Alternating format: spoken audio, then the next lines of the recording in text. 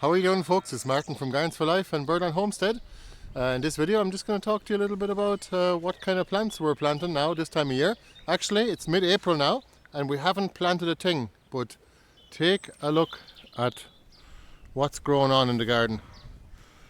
There's already a lot of stuff coming back up. That's because we have planted mostly perennials in our gardens, and they are building on top of root systems, which is kind of like a principle of permaculture or even homesteading, that every year you add on to what fertility or what root system you have from last year.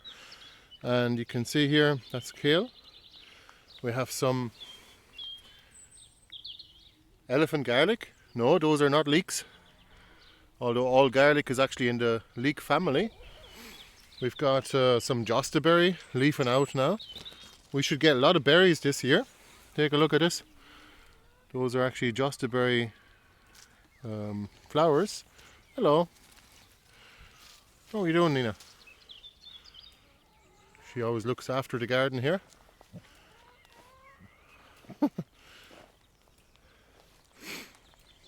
We're only at the beginning of the growing season at the moment, and we're already experiencing exponential growth now this time of year.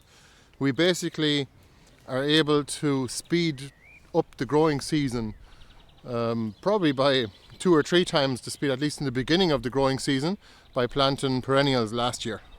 Of course, if you didn't plant them last year, the best time to plant them is this year.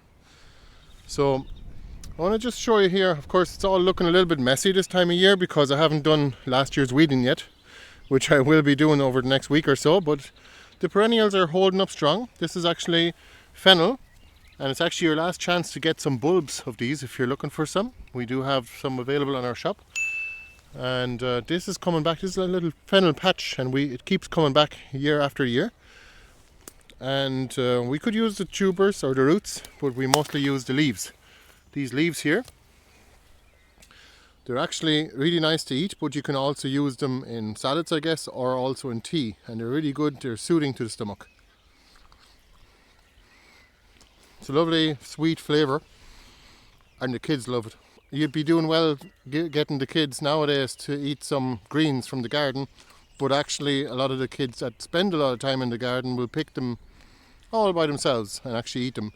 Ours, for example, our fella doesn't want to eat kale in the kitchen, but he does want to eat kale fresh and raw in the garden, which is something that I can't quite grasp.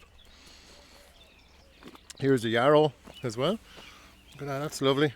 It's a soldier's woundwort, or a thousand leaf. See where the leaf keeps splitting and splitting. The Romans actually used that and imported it into the British Isles. This is wood mallow, and sometimes it can survive for many years, but sometimes it needs to be replanted. It also serves seeds as well. Wood mallow has lovely leaves to eat, but I always say I wouldn't eat them on their own because they're fair scratchy in your throat. The flowers are nice too. Here's another little insect pile that I'm starting to build right here, and I'm going to be building that up. It's going to be probably just a big mound of whatever kind of vegetation and stalks and whatever I can find from this area. So everywhere in our gardens we have some of those insect piles, just near enough to one another so I can throw materials into it from anywhere in the garden. Makes it very convenient. And the rhubarb is doing very well. It's going to seed now, and we're going to be cross-pollinating Victoria and Glaskin's Perpetua rhubarb right here. And who knows what's going to happen. I mean, we're often growing all these perennial plants and even kales as well, and you never know what's going to happen when you cross-pollinate 2 excellent varieties. Usually good things happen, but we'll see.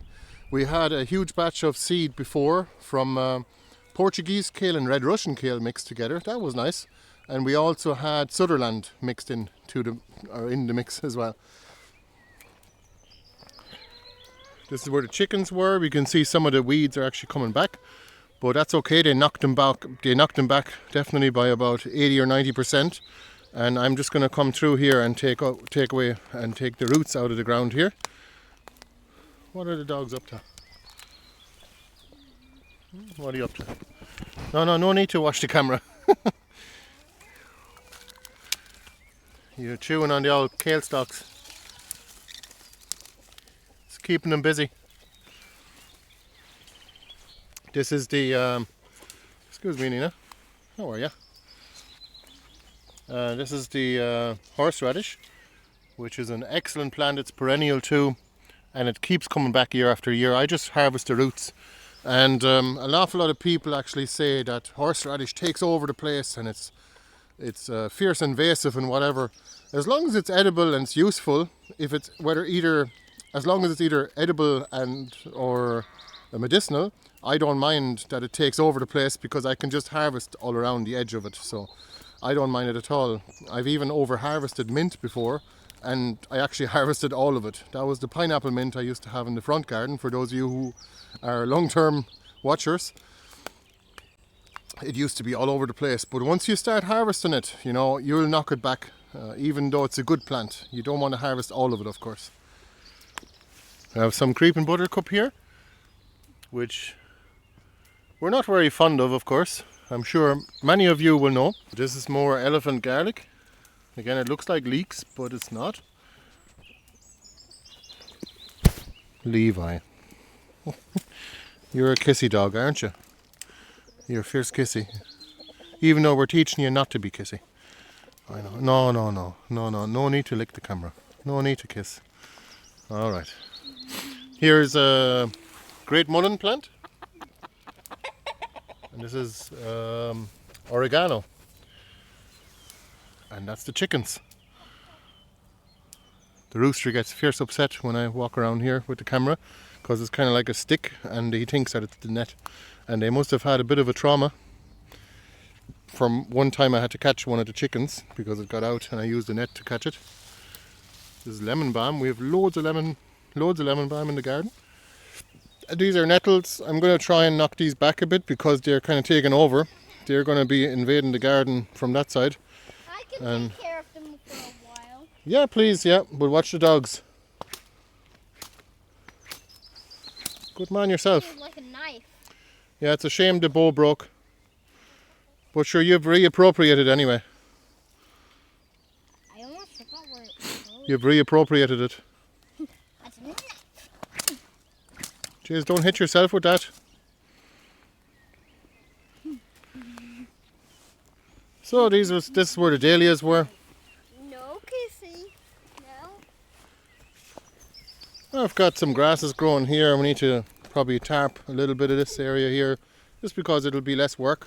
We did put down compost here, all right, but very thinly, and we probably didn't put down enough cardboard in this area. Didn't smother the weeds sufficiently. This is Dobbington kale. Isn't it lovely? You're still here. You're always here, Levi. It's lovely with its variegated leaves. But you know, don't worry if the grasses do come through. I mean, you could probably dig them all up, or you could just try and dig them up and put more compost on top. That'd be one way to deal with them. Or you could just simply tarp it or put cardboard on top and more compost. That's one way to deal with it. I mean, sometimes you got to do what you got to do. And this is a giant comfrey plant.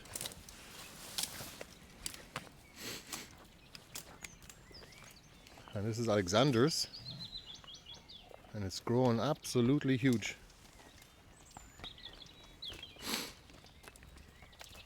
Well, let me know in the comments below if you have any thoughts on perennial gardening, and definitely will be growing some annuals as well, but we just haven't started those, or we have started them in the greenhouse as seeds, but we haven't planted them out yet. Mainly because we haven't got the space in the gardens, because it's all full of perennials from last year. Well, that's kind of a good thing, but at the same time we got to expand our gardens again just to be able to put the annuals somewhere. We used to always start off all the gardens usually start off with annuals and then some perennials at the edge, and then we usually every year we plant a few more perennials, and as they grow out, they grow bigger, the annuals get kind of pushed out, as in we're harvesting something from the space between the perennials, and that's the main thing, to make use of all the space and to not leave ground bare. But at the same time, we're kind of losing out on space for annuals in years to come. So depends on how you do it, but I definitely prefer this type of gardening here. Just look at these fellas. Plus, the dogs don't mind the garden. And I don't mind them running around here because all the plants are kind of mature already. Look at the speed of them. They're playing tag. I'm not worried about them damaging the plants because the plants are already kind of tough enough and mature. If it was annuals, I wouldn't let them in. I'd kind of fence the area. This is lovage here. Lovely herb to have for the soups.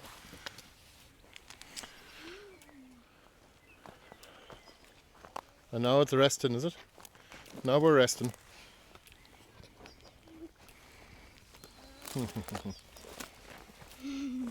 We're all looking for belly rubs now.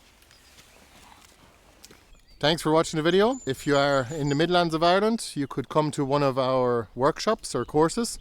We've got lots of them, and just take a look at our website. We've got a homesteading introduction, we have how to grow food using no-dig gardening and perennial gardening, and we've got chicken keeping and winemaking as well. So hope to see some of you there. And if you're interested in any tubers or vegetables, perennial vegetables in particular, and plants and cuttings, please take a look at our website. You can also support us by becoming a Gardens for Life member, or you can join our Patreon page as well. Thanks for your support.